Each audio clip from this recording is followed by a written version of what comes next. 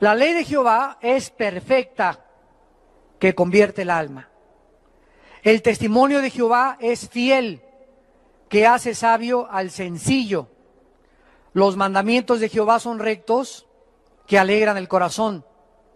El precepto de Jehová es puro, que alumbra los ojos. El temor de Jehová es limpio, que permanece para siempre. Los juicios de Jehová son verdad, todos justos. Deseables son más que el oro, y más que mucho oro afinado, y dulces más que la miel, y que la que destila del panal. Si ustedes examinan todas las más grandes bibliotecas del mundo,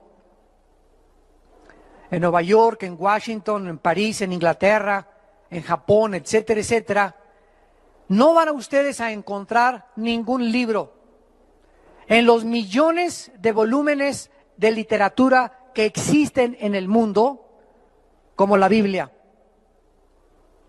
Porque la Biblia es un libro único, inigualable, incomparable a cualquier otro libro, inclusive los religiosos, como el Ramayana, el Popo, los Vedas, el Mahajanivana Sutta de Buda, el libro del Mormón, etcétera, etcétera, porque la Biblia es incomparable. Simplemente porque la Biblia es un compendio de 66 libros, escritos en un periodo de aproximadamente 1500 años, por más de 40 autores diferentes, y la mayor parte de los autores de los 66 libros de la Biblia no se conocían entre sí, la mayor parte de ellos. Sin embargo, la Biblia mantiene una línea de consistencia de la verdad que es sobrenatural. Aparte de esto, la Biblia es el libro más antiguo de la humanidad en registros científicos, arqueológicos, antropológicos, geológicos, astronómicos, biológicos, psicológicos, genéticos, etcétera, etcétera. La Biblia contiene la literatura y la poesía más profunda de cuantos poetas, escritores o dramaturgos hayan existido. Y la Biblia además es el único libro que contiene verdades absolutas. Todos los demás libros que tú puedas leer contienen verdades relativas. La Biblia contiene la revelación de la mente de Dios a la mente humana. La Biblia contiene las verdades más profundas que el ser humano pueda necesitar para saber y contestar las tres preguntas que ni la filosofía, ni la religión, ni la ciencia te pueden contestar. La Biblia es el único libro que nos dice de dónde venimos, quiénes somos y a dónde nos dirigimos. La ciencia jamás podrá decirnos el origen, porque para que sea científico tiene que ser repetitivo. La ciencia jamás nos podrá llevar al pasado y decirnos la Tierra se inició o comenzó, o el origen de la vida o el origen del universo fue así. La ciencia solo puede hipotetizar, especular, filosofar, divagar en diferentes presuposiciones filosóficas, porque la ciencia se ocupa solamente de la observación. A través de los fenómenos alrededor, los mete a un tubo de ensayo, analiza de lo que observa. La ciencia no puede remontarnos al pasado, porque para que sea científico tiene que ser repetitivo. La Biblia es el único libro que nos dice el origen del universo, cómo se originaron todas las cosas, cómo se originó el ser humano. Y como la ciencia no puede penetrar en el pasado, la ciencia ha inventado la famosa teoría del Big Bang, que venimos de los changos, que somos el resultado de una selección natural, de un proceso evolutivo, etcétera, etcétera. Los científicos también inventan. Entonces no significa el que sean teorías que sean científicas. Dentro de la historia de la literatura y de la filosofía, repito, no hay nada que se pueda comparar a la Biblia. Nadie hasta el siglo XXI en que vivimos nosotros, ningún dramaturgo, ningún escritor, ningún filósofo, ningún presidente, ningún estadista, nadie se ha atrevido a decir hasta este momento, este libro es mejor que la Biblia. Tú dile a tu maestro, a cualquier persona rétala a que te muestre un libro que supere a la Biblia. En literatura, en poesía, en historia, en geografía, en ciencia, en revelación, en profecía, etcétera, etcétera. Oigamos algunos comentarios de grandes hombres de la Biblia. San Agustín de Hipona dijo: para todas las enfermedades del alma, las Sagradas Escrituras ofrecen el único remedio. Ama las Sagradas Escrituras y te amará la sabiduría. Hegel, el filósofo alemán, escribió: para el cristiano, la Biblia es la que toca todas las fibras de su corazón e imparte firmeza en sus convicciones. Yo, aunque no soy cristiano, no he encontrado profundidad de pensamientos y filosofía como en las Sagradas Escrituras. Abraham Lincoln, presidente en Estados Unidos, escribió en su diario: creo firmemente que la Biblia es el mejor libro que ha existido y que existe y que existirá. Es el don más grande que Dios le ha dado a la humanidad. Todo el bien que emana de la persona del Salvador Jesucristo se nos comunica a través de las páginas de las Sagradas Escrituras. George Washington, el primer presidente de Estados Unidos, dijo en su primer discurso en Washington: es imposible que un gobernante se atreva a gobernar sin tomar en cuenta a Dios y a las Sagradas Escrituras. Immanuel Kant, otro filósofo que introdujo la razón pura, dijo: la Biblia para el pueblo es el mejor beneficio que la raza humana haya experimentado. Todo intento de desprestigiarla es un crimen contra la humanidad. Isaac Newton, el gran físico matemático, dijo: existen más señales de autenticidad en la Biblia que en la historia profana de la humanidad. Esta es la razón por la cual Jesucristo es mi Señor y Salvador. Isaac Newton era cristiano, Blaise Pascal era cristiano, Luis Pasteur era cristiano, y la mayor parte de los científicos antes del siglo XX fueron cristianos. Pero no fue hasta el siglo XX cuando surgieron el mayor número de ateos.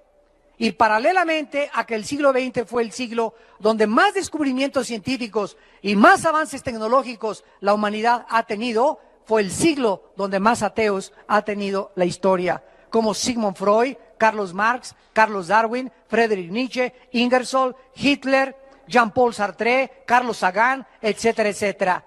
¿Por qué? Porque el hombre en el siglo XX se ensoberbeció por los inventos, por la tecnología y por la ciencia que hemos alcanzado. Vamos pues ahora a la segunda carta del apóstol Pedro, capítulo 1, y comencemos a estudiar la inspiración en primer lugar de la Biblia. Porque la Biblia, damas y caballeros, no es un libro que haya sido escrito por la voluntad humana. Síganme con mucho cuidado.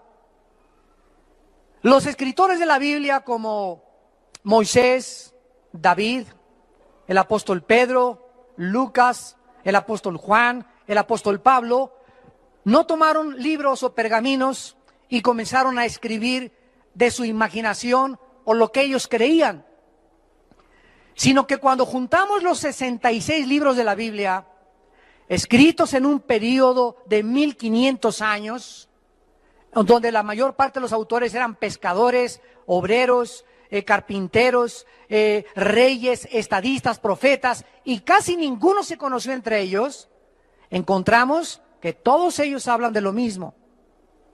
Que la consistencia de sus pensamientos es como si alguien los hubiera dirigido para que el tema central de sus pensamientos fuera la persona del Hijo de Dios. Porque desde el Génesis hasta el Apocalipsis, el mensaje central de la Biblia es la persona de Jesucristo. El plan de Dios para la salvación en el Cordero de Dios que quitó el pecado del mundo. La Biblia entonces no es un libro que se pueda interpretar privadamente. Esta es la razón por la cual existen las sectas.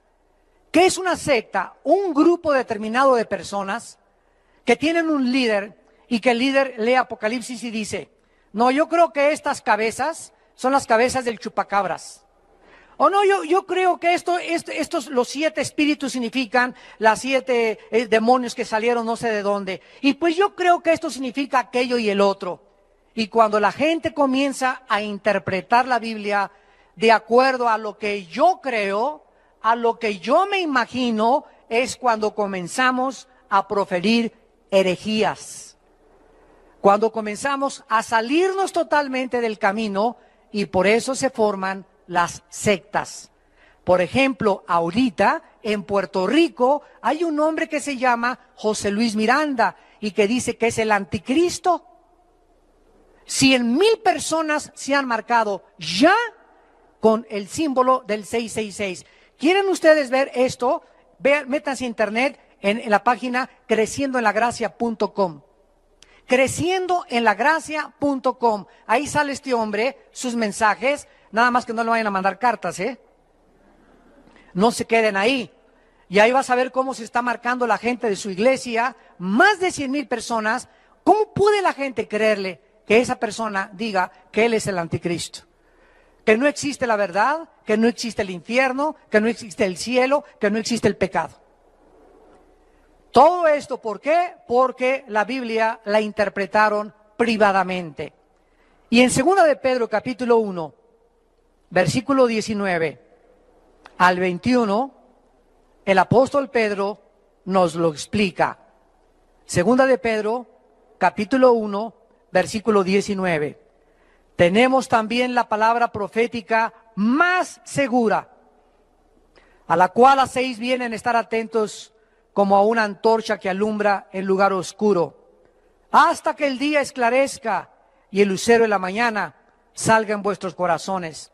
En primer lugar, se nos explica que en medio de tantas tinieblas, de tantas filosofías, de tantas sectas, de tantos falsos profetas y de tantos falsos líderes religiosos, la única luz es la Biblia. Haríamos bien en estar atentos a la Biblia hasta que el día esclarezca. ¿Cuándo es este día? Cuando Jesucristo regrese por segunda vez. Mientras Jesucristo regrese al mundo, la única luz que tiene la humanidad es la Biblia. Y haríamos bien en estar atentos a ella como a una antorcha, porque es la única luz, el único libro que nos revela la verdad. Dice el versículo 20, entendiendo primero esto, es importante comprenderlo, que ninguna profecía de la Escritura es, ¿qué dice?, de interpretación privada. No hay nada que podamos tomar de la Biblia y yo interpretarlo a mi manera, porque nunca la profecía fue traída, aquí está, por voluntad humana. Entonces, ¿cómo fue escrita la Biblia? Los santos hombres de Dios hablaron siendo inspirados por el Espíritu Santo. La Biblia, pues, es un libro inspirado por Dios. La palabra inspirado significa dentro, soplar. Entonces, cuando hablamos nosotros de inspiración, estamos hablando que Dios sopló en Pedro, sopló en David, sopló en las personas que estaban escribiendo los libros, sus pensamientos de Él, de Dios. Por ejemplo, David escribió el Salmo 22 y comienza David en el Salmo 22, Dios mío, ¿por qué me has desamparado? Él no sabía que estaba escribiendo lo que 1000 años después en la cruz Cristo iba a expresar antes de morir. Lama sabactani, ¿por qué me has desamparado? Y continúa el Salmo 22, horadaron mis manos y mis pies, sobre mi ropa echaron suertes, mi corazón fue derretido como la cera. Comienza David a describir 1000 años antes de la crucifixión de Cristo. El profeta Isaías comienza a escribir, porque un niño nos es nacido y su principado sobre su hombro y su nombre se llamará Emmanuel, príncipe de paz, etcétera, etcétera. Estaba describiendo el carácter y los nombres del Hijo de Dios. Miqueas comienza a escribir en el capítulo 5, porque tú, Belén Éfrata, la más pequeña de ser las aldeas de Judá, de ti saldrá el Salvador. ¿Cómo supo 650 años antes Isaías que en Belén iba a nacer el Mesías? Cuando nos introducimos en las profecías bíblicas, lo vamos a ver en unos momentos, nos damos cuenta que no hay otro libro que haya anunciado que iban a ser Buda, que iban a ser Mahoma, que iban a ser Walter Mercado, que iban a ser tu gurú, o el Dalai Lama, o David Koresh, o Jim Jones, o el fundador de los mormones, o el fundador de los testigos de Jehová, o el fundador de los sabáticos. Pero la Biblia hablaba claramente el futuro que vendría el Hijo de Dios con claridad de detalles. La Biblia no fue traída por voluntad humana, sino los santos hombres de Dios hablaron inspirados por el Espíritu Santo. Y esto significa, en tercer lugar, que la Biblia, para que la podamos interpretar, necesitamos al que la escribió. ¿Verdad? ¿Quién es el autor de la Biblia? El Espíritu de Dios. Entonces, si yo vengo a la Biblia, aunque yo sea físico, matemático, literato, dramaturgo, doctorado en ciencias políticas, doctorado con 3 o 4 títulos académicos, soy muy inteligente y tengo 3 premios Nobel inclusive, de medicina o de astronomía o de ciencia o de matemáticas o lo que sea. Cuando yo vengo a la Biblia y no tengo dentro de mí al autor de la Biblia, al Espíritu Santo, mi inteligencia humana no me sirve. Porque comienza a chocar con algo que no es de los hombres. Son pensamientos tan elevados que para mi mente es locura. Vayamos a 1 Corintios 2. 1 Corintios capítulo 2.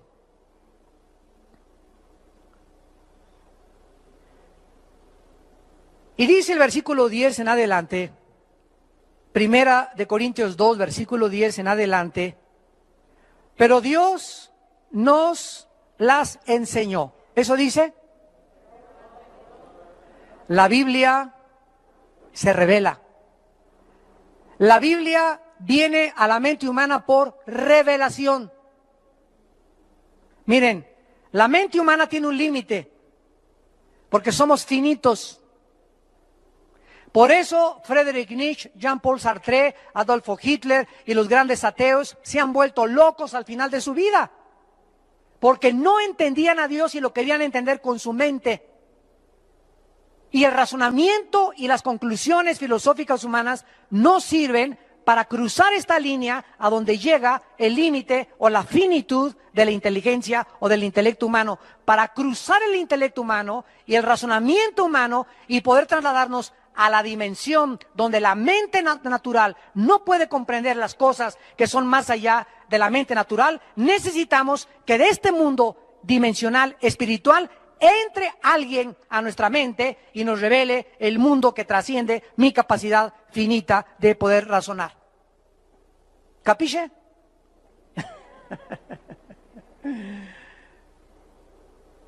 Necesitamos que el Espíritu Santo entre a nuestra vida y el Espíritu Santo nos las revela.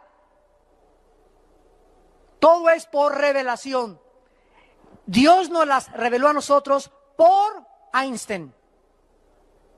¿Eso dice? Dios se la reveló a los tontos, nunca a los brutos. ¿Eso dice? Dios nos la reveló a nosotros por el Espíritu, porque el Espíritu todo lo escudriña aún lo profundo de Dios. O sea, el Espíritu Santo que inspiró la Biblia y le sopló los pensamientos y guió la pluma de los escritores de la Biblia, es el único espíritu de los millones de espíritus que existen en el universo y en el mundo invisible, es el único espíritu que conoce la verdad. Se le llama el Espíritu Santo o el Espíritu de verdad. Entonces, si tú no tienes a ese espíritu y tienes al espíritu de Walter Mercado, y tienes al espíritu de Cuauhtémoc, y tienes al espíritu de un demonio, estás engañado. Y por eso la humanidad está engañada.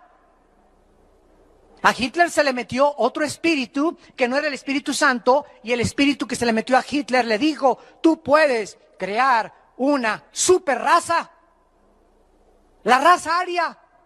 Ustedes los alemanes son los más grandes, excelsos y magníficos de todos los seres humanos. Los judíos son ratones, los negros no sirven para nada, los que nacieron con defectos físicos, mátenlos a todos, que sobreviva la única raza, la raza aria, y además tú vas a gobernar 1000 años. ¿Qué fue lo que le pasó a Hitler?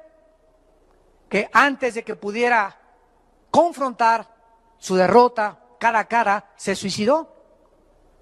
¿A qué espíritu le vas a escuchar tú la verdad? Esa es la pregunta. ¿A quién le vas a creer? Dice el versículo 11 de 1 Corintios 2.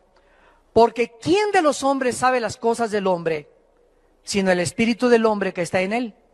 Así tampoco nadie conoció, ni conoce, ni conocerá las cosas de Dios, sino el Espíritu de Dios.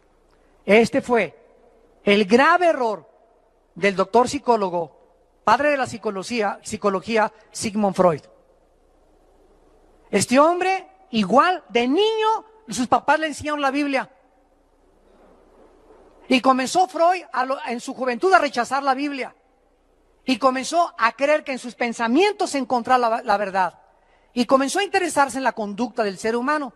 Entonces comenzó a hacer experimentos con personas enfermas de neurastenia. Y Sigmund Freud dijo: he descubierto que el ser humano tiene una mente inconsciente, un subconsciente y una mente que no se puede penetrar más que a través del inconsciente. Entonces comenzó a usar el hipnotismo para que la mente consciente pasara al nivel del inconsciente y se formara en el subconsciente los problemas que él creía que conscientemente desarrollaba la conducta normal. Y cuando Freud comenzó a meterse a la psique, a la mente humana, trató él de componerla en el estado inconsciente, o sea, hipnotizados, trató de sanarlos. Y comenzó a darse cuenta que sus experimentos fracasaban y fracasaban y fracasaban. Atribuyó la mayor parte de los problemas a la sexualidad infantil, y su esposa dice que a la 1 o 2 de la mañana se levantaba empapado en sudor, gritando. El padre de la psicología era un neurótico, neurasténico, psicótico, y gritaba que tenía apariciones y que se le aparecía hasta el chamuco de Tepoztlán ahí enfrente de su recámara. Y así murió en esa neurosis, porque rechazó la palabra de Dios. Si hubiera leído 1 Corintios 2:11, hubiera descubierto que el problema humano no está en la psique. Pero él se creyó Dios para conocer al ser humano, y solo la Biblia nos revela que somos un espíritu. Tenemos un alma y vivimos dentro de un cuerpo, porque solo el Creador nos puede decir y revelar de qué estamos hechos. Si tú tienes un carro Volkswagen, no vayas a la Ford a preguntarles cómo hicieron el Volkswagen, porque ellos no van a saber. Si quieres saber cómo hicieron el Volkswagen, pregúntale a los que diseñaron, a Fernando Porsche, que fue el primero que diseñó los Porsche y los Volkswagen en 1942 en Alemania. Si quieres preguntar a los Carlos Ford, pregúntale a Henry Ford, que fue el que inventó el primer modelo carro Ford en 1902-1903. Si tienes dolor de muelas, no vayas con el ginecólogo. Y si tienes un problema mental, no vayas con el psiquiatra ni con el psicólogo, ven con Dios. Porque el problema no está en tu mente, es más profundo que la mente, trasciende la mente, está en algo que nadie conoce más que Dios, y se llama el Espíritu. Y dice aquí el versículo 11, ¿quién de los hombres sabe las cosas del Espíritu? Nadie. ¿Cómo podemos introducirnos al Espíritu de una persona cuando ni siquiera conozco mi propia personalidad? Entonces yo tengo que preguntarle al Creador, al que nos hizo, Señor, ¿qué problemas hay? ¿Por qué pienso así? ¿Por qué me comporto así? ¿Qué solución hay? ¿Qué medicina hay? Los hombres no tenemos la solución para nuestros problemas. La solución y el remedio viene de Dios, de nuestro Creador. He venido, dijo Cristo, a sanar a los quebrantados de corazón, a darle vista a los ciegos, a sanar a los enfermos, a los contritos de espíritus y a los quebrantados. Yo amo, dice el Señor. Y dice el versículo 12, y nosotros, aleluya, gloria a Dios, no hemos recibido el espíritu del mundo, sino el Espíritu que proviene de Dios, para que sepamos lo que Dios nos ha concedido. ¿Qué espíritu tienes tú que me estás escuchando? No hay en tu vida, escúchame. Cualquiera de ustedes que haya venido en esta mañana, quiero decirles algo, no hay en tu vida más que uno u otro espíritu. O tienes el espíritu del mundo y piensas como el mundo y oyes al mundo y actúas como el mundo y le crees al mundo, o tienes el espíritu de Dios y oyes a Dios y sigues a Dios, porque Jesús dijo, mis ovejas oyen mi voz y me siguen.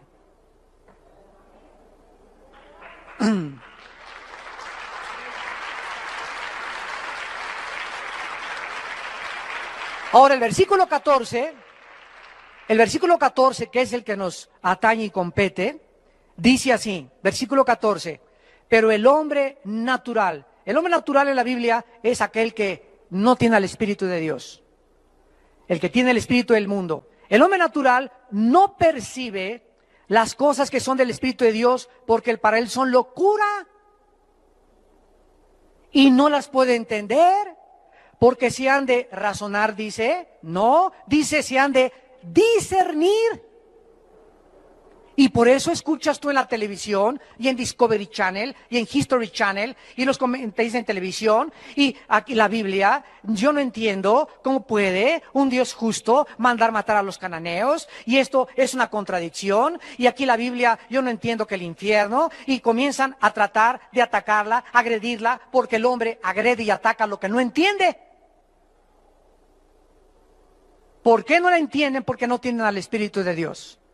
Y creen que con su mente intelectual y sus conocimientos científicos y literarios pueden ellos interpretar y conocer los pensamientos de Dios. Pero para ellos es locura, porque las cosas de la Biblia no se razonan, se tienen que discernir. Escribe la palabra discernir. Significa distinguir entre la luz y las tinieblas. Discernir significa distinguir, es una capacidad espiritual para poder distinguir entre el bien y entre el mal, entre la luz y las tinieblas, entre la verdad y entre el error. Entonces llega una persona y te dice, yo soy homosexual. ¿Y qué? Gobierno, respeten mis derechos, háganme una ley por favor para que me pueda casar con Pepe. Y el gobierno, híjole, aquí la mayoría, y ya son como 10,000, ¿verdad? En México, y si hay votos, vamos a tener que contar con ellos, vamos a modificar esto porque nos conviene arreglar esto. Y comienzan a legislar cosas que van en contra de la moral de Dios. Y esta persona te dice, es que tú no puedes a mí juzgarme, yo soy homosexual. Y es mi estilo de vida, y me tienes que respetar porque así nací. Eso es lo que le dice su mente. Yo a estas personas les contesto y les digo, ve y párate un espejo y bájate los chones y ve qué te dice el espejo. ¿Y qué te va a decir el espejo? Que eres hombre. Entonces fíjate, el espejo te dice un mensaje, eres hombre. La mente te dice que eres mujer. ¿A quién le vas a creer? ¿A la realidad o a la irrealidad de tu mente? La mente te engañó por un demonio que te hizo creer que eres mujer. Dile al demonio, no es cierto, soy un hombre. El espejo me dice que soy hijo de Sansón.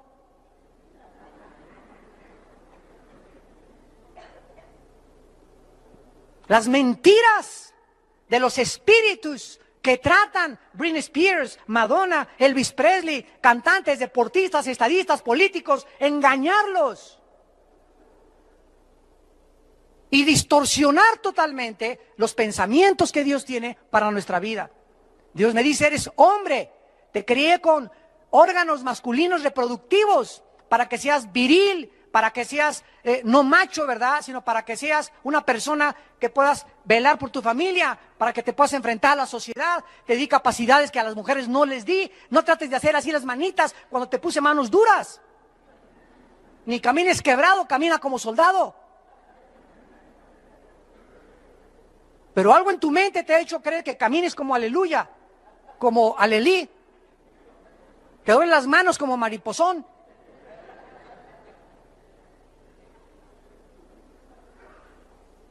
La Biblia no es de interpretación privada, la Biblia tiene que ser interpretada por el Espíritu Santo, porque los 66 libros de la Biblia forman un compendio.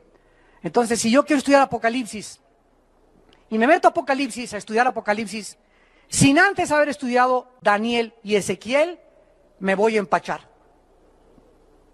No voy a poder entender ni qué son las trompetas, ni los 7 espíritus de Dios, ni los 7 juicios, ni las 10 cabezas, etcétera, etcétera, porque no es de interpretación privada. ¿Quién me dice qué son las cabezas, qué son los cuernos, qué cosas son las trompetas, qué son los espíritus? Ezequiel y Daniel. En otras partes de la Biblia, Dios reveló lo que en un libro no está. Todo lo que en el Antiguo Testamento los judíos no entendían, se complementa en el libro de Hebreos, que explica todo lo que era el Antiguo Testamento. Como los judíos no han aceptado al Espíritu de Dios y se quedaron en el Antiguo Testamento, no aceptan a Cristo como el Mesías, porque no entienden que las fiestas, las ofrendas, el sacerdocio y todo lo que el Antiguo Testamento escribía y simbolizaba era Jesucristo. Pero cuando se conviertan y reciban al Espíritu Santo, el Espíritu Santo nos quita las vendas y nos permite ver la verdad. Y ahorita ya hay más de 150,000 judíos allá en Israel. Gracias a Dios que, ¿sabían ustedes que tenemos una iglesia en Israel ya? Desde hace 2 semanas ya tenemos iglesia Vida Nueva para el Mundo en Israel. Gracias a Dios.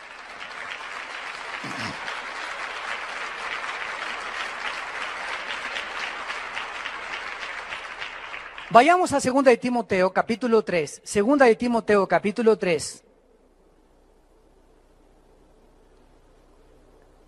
Ya tenemos a una pareja con 3 hijos y un misionero en Israel, sostenidos por Vida Nueva, gracias a Dios. 17 personas ya hay en la iglesia de Vida Nueva en Israel. 2 de Timoteo, capítulo 3, versículo 16 al 17. 2 de Timoteo 3, 16 al 17. Toda la Escritura, no algunas partes, toda la Escritura es inspirada por Dios. Hace 3 años tuve un debate en Radio Red con un hombre llamado Gutiérrez Vivó contra 2 jesuitas. Y pues vieron que entré a la cabina con la Biblia. Se comenzaron como a poner nerviosones. Y me dice uno de los jesuitas, es que yo nada más creo en algunas partes del Nuevo Testamento. Le dije, ¿en cuáles partes cree usted el Nuevo Testamento? Bueno, las partes que les convienen a ellos, ¿verdad? Y me dice, porque hay muchas cosas del Antiguo Testamento, perdón, que yo no creo. Le dije, qué lástima, y le leí este versículo. Porque toda la Biblia dice la Biblia que es inspirada por Dios.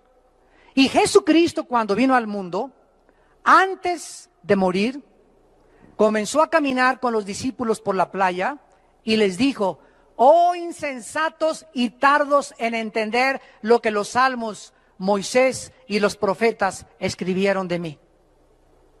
Le dije, esto está escrito en el Evangelio de Lucas. Y Cristo está autenticando y está validando el Antiguo Testamento. Entonces, si usted me dice que no cree en el Antiguo Testamento, tampoco cree en Jesucristo, porque Jesucristo dijo que el Antiguo Testamento hablaba de él. La gente habla lo que no sabe. Dice la Biblia que se corrompen como animales irracionales y se ponen a discutir cosas que no entienden y se creen sabios en su propia opinión y profesando ser sabios se hacen necios. Toda la Escritura, dice 2 de Timoteo 3, toda la Escritura es inspirada por Dios y útil. Y escuchen para qué Dios nos dejó la Biblia: para enseñar, número 1, 2, para redarguir, 3, para corregirnos, 4, para instruirnos, con el propósito de que seamos maduros, lleguemos o alcancemos la madurez. En primer lugar, la Biblia nos enseña. ¿Qué nos enseña la Biblia? ¿De dónde venimos? ¿Quiénes somos? ¿A dónde nos dirigimos? Nadie más que la Biblia me puede enseñar quién soy, de qué estoy formado, por qué nací, cómo se originó el universo, a dónde va mi vida. ¿Hay vida después de la muerte? Solo la Biblia me puede decir. ¿Y cómo es la vida después de la muerte? Solo la Biblia me lo puede decir. ¿A dónde van los espíritus después de la muerte? Solo la Biblia nos lo puede revelar. Ningún otro libro te dice que hay vida después de la muerte. ¿Y qué hay? ¿Y qué pasa con los espíritus? ¿Y qué es lo que sucede después del juicio final? Más que la palabra de Dios. Nos enseña la Biblia el camino de la verdadera moral, de la educación, de la política, de la ciencia, cómo educar a los hijos, cómo ser un buen esposo, cómo ser un buen matrimonio, cómo la gente no tiene la Biblia, va con la doctora Corazón. Va con Walter Mercado, va con el psiquiatra, va con el psicólogo, va con la comadre, va con la suegra. Enséñame a educar a mis hijos. Mi hijo tiene un problema. ¿Me puedes dar un consejo, comadre? Y tu comadre es hasta atea. Tenemos la palabra de Dios más segura para poder estar atentos a ella, porque ella es nuestro maestro. En segundo lugar, nos redarguye. Esto significa nos convence. Haz de cuenta que este es el camino por el cual caminamos. La Biblia me va enseñando cómo portarme, cómo ser ciudadano, cómo ser padre, etcétera, etcétera. Y cuando me trato de salir del camino, es la Biblia la que me redarguye. O sea, me convence dentro del Espíritu Santo que lo tengo dentro. Armando, vas mal, vas mal, vas mal, vas mal. Regrésate al camino. La Biblia nos convence. Cristo dijo, cuando el Espíritu venga, Él los convencerá de pecado. Tú no puedes convencer a tu esposo, ni a tu hijo, ni a tu vecino, ni a tu suegra de pecado. Tú le puedes decir a una persona, eres un borracho, parrandero, te vas a ir al infierno. Mira, hijo, no vayas a esa discoteca porque te vas a ir al infierno. Dile lo que le digas a la gente. La única persona que puede convencer a alguien de pecado es el Espíritu Santo. Porque es la función primordial del Espíritu Santo. Entonces, ¿cómo convenzo a mi esposo? No le digas nada, ora por él. Que el Espíritu Santo lo convence. Y el Espíritu Santo usa la Biblia. Ayer en el mensaje en México, los 4 jinetes del Apocalipsis, hablé sobre la inutilidad del ateísmo. Y al acabar el mensaje ayer se acerca un señor y me dice, soy profesor de la universidad en el Tecnológico de Monterrey. Y he sido ateo durante 37 años. Su esposa venía con él llena de lágrimas, era cristiana, 3 hijas muy lindas que tenía, jóvenes todas, también cristianas. Y habían estado orando por su papá durante 7, 8 años, que tenían de convertidos más o menos. Y me dice, hoy por primera vez quiero comenzar a leer la Biblia. Estoy convencido ahora que soy un soberbio y que he rechazado a mi familia, ya hasta me quería ir con otra mujer y dejar a toda mi familia, y quiero hoy verdaderamente conocer la palabra de Dios y seguir a Jesucristo. Y estaba su esposa llena de lágrimas, llorando, las muchachas también, pero vean ustedes, ¿quién fue lo que lo convenció a este hombre que fue a un desayuno para que le entregara su vida y cambiara radicalmente su vida en menos de 10 o 15 minutos la palabra de Dios?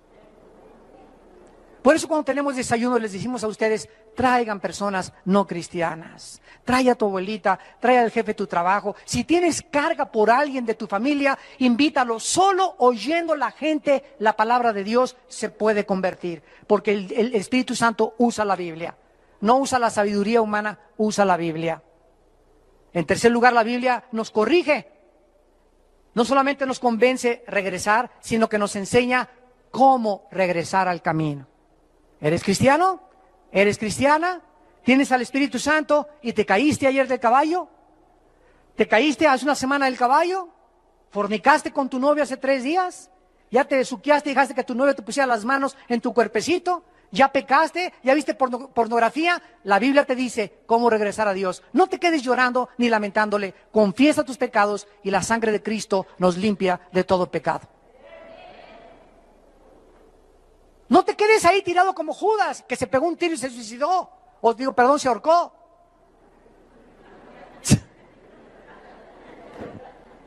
Ni yo soy perfecto. ¿Ya ven? Claro. En cuarto lugar, dice la Biblia, en cuarto lugar, que nos instruye, no solamente nos convence para regresar al camino, nos redarguye cómo regresar al camino, sino que nos instruye, o sea, nos enseña cómo mantenernos en el camino.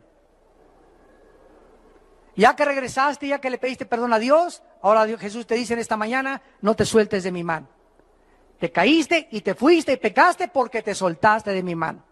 Porque separados de mí, nada podrán hacer.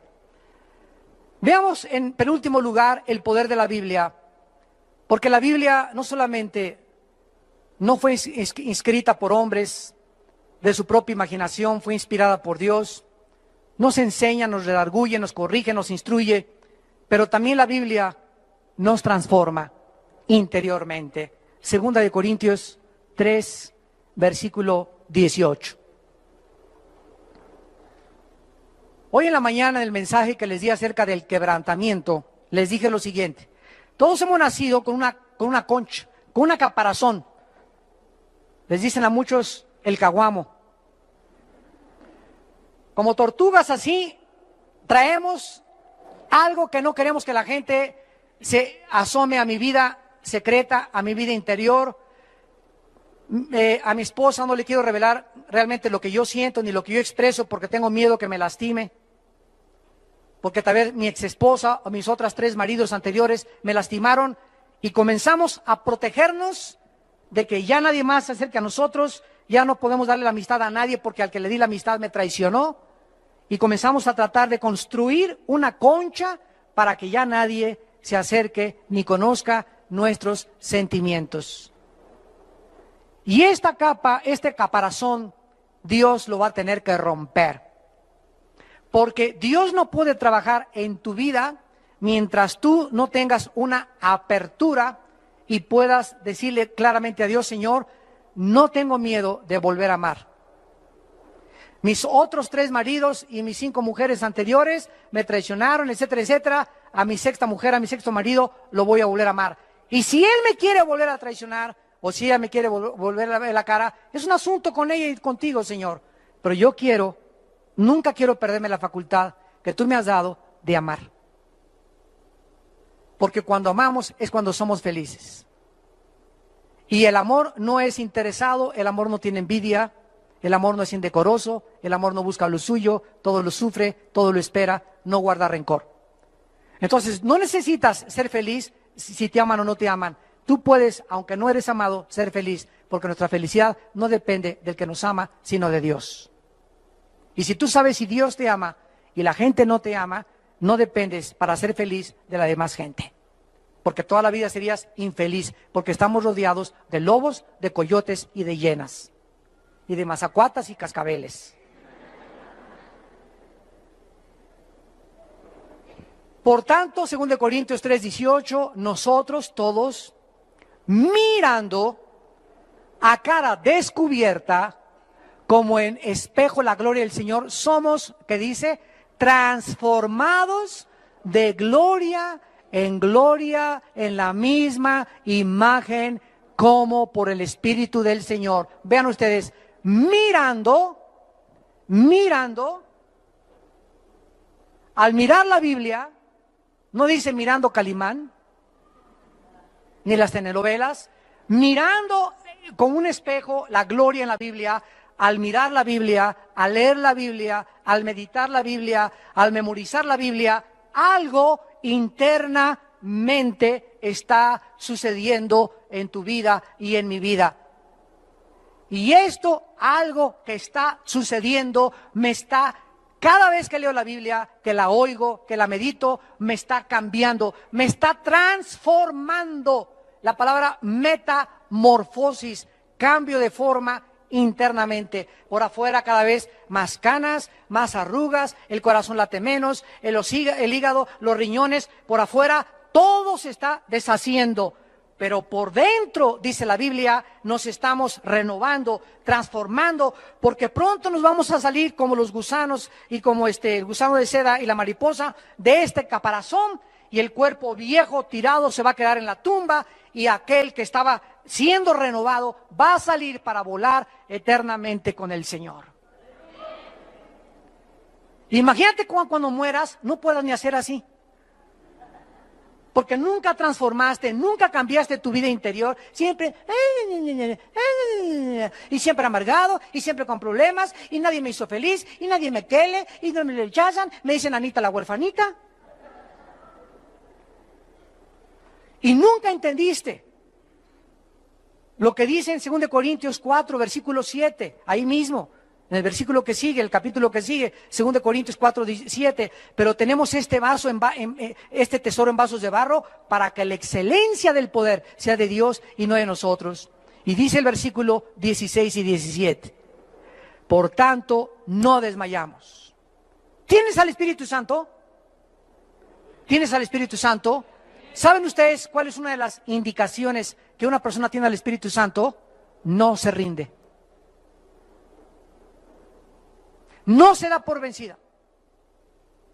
Ya te cachetearon, ya te traicionaron, ya te calumniaron, ya te abandonaron, ya te dejaron, sigues en tu caballo. Tututum, tututum, tututum, tututum, tututum. Y te vas cayendo en el caballo y te subes otra vez al caballo. Y te andan tumbando el casco de la salvación y te lo vuelves a poner otra vez. Y se te cayó la fe, lo recoges otra vez. Un soldado nunca, de Dios, nunca se queda en el suelo. Porque el espíritu que Dios nos ha dado no es un espíritu de, ahí está. No tenemos miedo a la vida.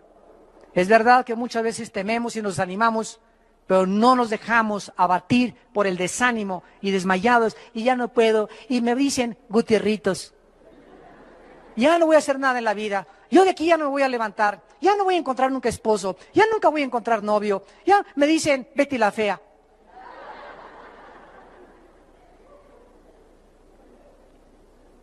Por tanto, no desmayamos. Antes, aunque nuestro hombre exterior se va desgastando, el interior, no obstante, se renueva de día en día, porque esta leve tribulación momentánea produce en nosotros un cada vez más excelente y eterno peso de gloria. Por favor, noten, ¿cómo le llama Pablo a los naufragios, los latigazos, las traiciones, los problemas con las iglesias y todo lo que sufrió? ¿Cómo le llama en el versículo 17?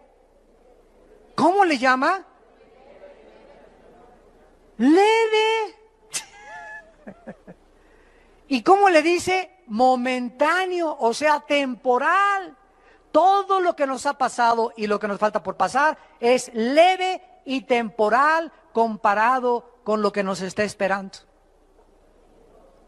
Y en lugar de que las cachetadas y las desilusiones de la vida y las calumnias de la vida y los golpes de la vida y las decepciones de la vida nos hagan decir ñe, está produciendo en nosotros, al contrario de lo que hace con la gente que no tiene el Espíritu Santo, en el cristiano lo hace cada vez inspirarle un peso mucho más grande de gloria, sabiendo que su Señor Jesucristo sufrió 100 veces más que él y resucitó a los 3 días. Y finalmente terminamos en el Salmo 19 con un pensamiento muy breve.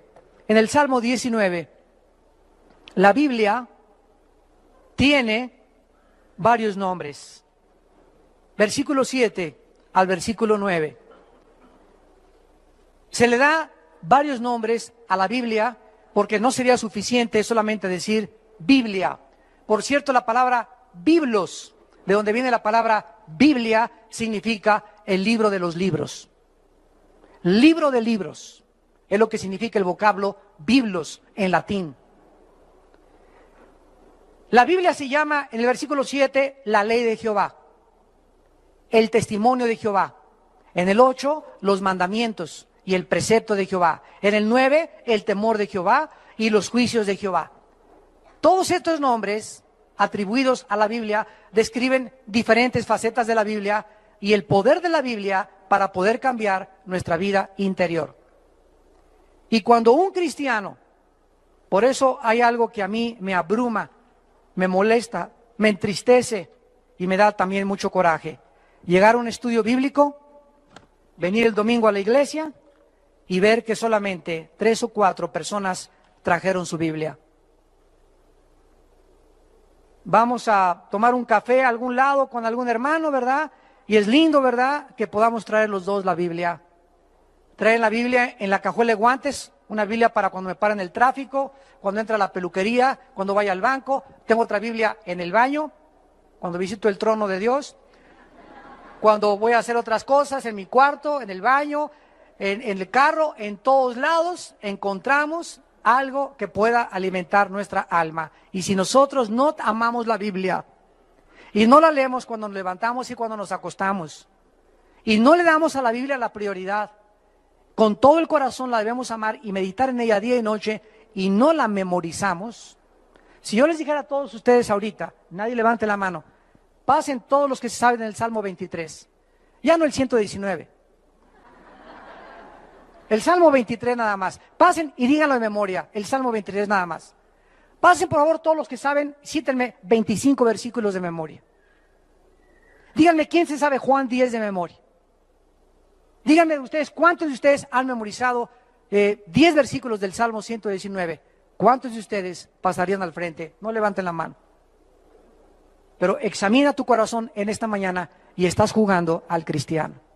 O tomas a Dios en serio y tomas su palabra para que el poder de la palabra te pueda transformar, o seguirás en el desierto muchos años diciendo cristiano, pero jamás experimentaste el poder de Dios, de la Biblia, en tu corazón. Oremos. Señor, te damos gracias porque la Biblia es perfecta. Ella convierte nuestra alma. La Biblia es fiel, nos hace sabios. La Biblia es recta, nos alegra el corazón. La Biblia es pura, no hay nada que la pueda manchar, alumbra nuestros ojos. La Biblia es limpia, siempre permanecerá. La Biblia es verdad, tu palabra es verdad, santifícanos en tu palabra. La Biblia es más deseable que el oro y que el dinero y que los millones de dólares, y mucho más deseable que el oro afinado. Y la Biblia es mucho, mucho más dulce que la miel, y que la misma miel que destila del panal. Además, nosotros somos amonestados con la Biblia, y en guardar tu palabra hay grande galardón. Sean gratos, Señor, los dichos de mi boca y la meditación de mi corazón delante de ti. Oh Jehová, roca mía y redentor mío, hazme amar tu palabra más que el oro y más que cualquier cosa en mi vida, porque ella es la que me puede transformar a la imagen de tu Hijo Jesucristo. En esta tarde tal vez haya personas que aún no tienen a Jesucristo, que aún no han comenzado a leer la Biblia como debían leerla, que aún no han entendido la Biblia y ahora has comprendido por qué no la entiendes, porque no tienes al Espíritu de Dios. ¿Qué tengo que hacer? Me preguntarás esta tarde para yo comenzar a leer la Biblia y entenderla y comenzar a caminar de la mano con Dios y experimentar esa seguridad, ese poder, esa dirección, esa esperanza que mi vida necesita. Cree en Jesucristo, dice la Biblia, y arrepiéntete de tus pecados. Arrepiéntete de tus pecados, de la forma en que estás viviendo, del estilo de vida que has adoptado. Reconoce que vives equivocadamente delante de un Dios santo, que Él es el que pone las reglas, no nosotros, de cómo debemos de vivir. No le hagas caso a los pensamientos de cómo vive el mundo, porque no somos dioses ninguno más que Dios. Él es el legislador de la moral, Él es el dador de la ley, Él es el creador de todas las cosas, y solo Él nos puede sanar, cambiar, transformar y darnos el poder de vivir para Él. Cree en Jesucristo, que en la cruz pagó con su sangre por tus pecados y que a los 3 días resucitó de los muertos, e invítala a tu corazón con estas palabras. Ahí desde tu lugar, con tu alma profundamente dolida en este momento por el pecado, dile: Señor mío, perdona mis pecados. Creo que Jesucristo en la cruz pagó por mí y que me has dejado en la vida un manual, un libro de instrucciones de cómo vivir, explicándome de dónde vengo, por qué estoy viviendo en esta tierra y después de mi muerte, qué sucederá. Creo que tu Biblia es la revelación completa que mi vida necesita para alcanzar la madurez, para llegar a la estatura de un varón perfecto, a la estatura de Jesucristo.